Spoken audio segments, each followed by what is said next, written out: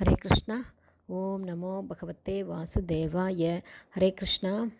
ஸ்ரீமத் பகவத்கீதை அத்தியாயம் 1 கர்மயோகம் பார்த்துட்ருக்கோம். அதில் பதம் 11.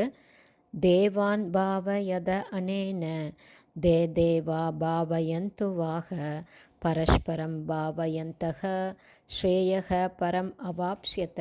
டிரான்ஸ்லேஷன்: யாகங்களால் தேவர்கள் மகிழ்ந்து உங்களை மகிழ்விப்பார்கள்.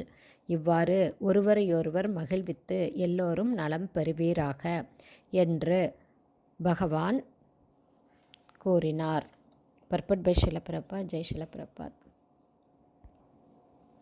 எல்லாவித யாகங்களுக்குமே உரிய தலைவர் பகவான் கிருஷ்ணர் என்று பகவத்கீதையில் விளக்கமாக சொல்லப்பட்டிருக்குது.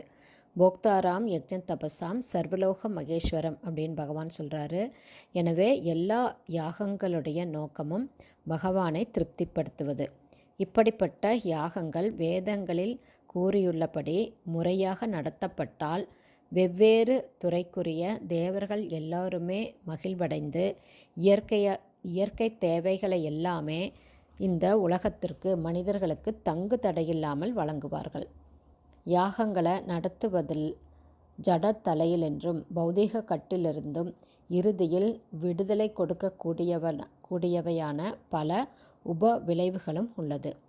வேதங்களில் சாஸ்திரங்களில் கூறியுள்ளபடி யாகங்களை செய்வதால் எல்லா செயல்களுமே தூய்மைப்படுகின்றன.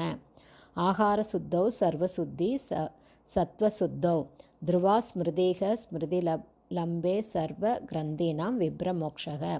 அதாவது சர்வ கிரந்தீனாம் அப்படின்னா எல்லா பௌதிகமான ஆசைகளில் இருந்தும் விடுபடுவது. விப்ரமோக்ஷ அப்படின்னா நாம் மோட்சத்தை அடைவது.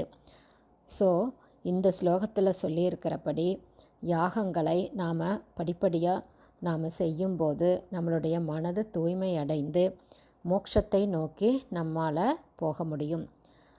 அடுத்தடுத்த பதங்களில் பகவான் சொல்கிறபடி யாகத்தால் ஒருவனுடைய உணவு தூய்மையாகிறது. புனிதமான உணவை, யாகத்தில் படைக்கப்பட்ட உணவை உட்கொள்வதால் ஒருவனுடைய நுண்திசுக்கள் தூய்மைப்படுத்தப்பட்டு ஒருவன் தான் இந்த உடல் கிடையாது, ஆத்மாங்கிறத புரிஞ்சுக்கிட்டு பகவானை பற்றி என்ன அது நினைக்க வழிவகுக்கும். இது எல்லாமே ஒன்று சேர்ந்து தற்கால சமுதாயத்தின் இன்றியமையாத தேவையான கிருஷ்ண உணர்வுக்கு ஒருவனை வழி நடத்தும். இதுதான் யாகங்களுடைய சிறப்பு அப்படிங்கிறத பகவான் இங்கே சொல்கிறாரு. ஹரே கிருஷ்ணா. குருதேவ்க்கு ஜெய்.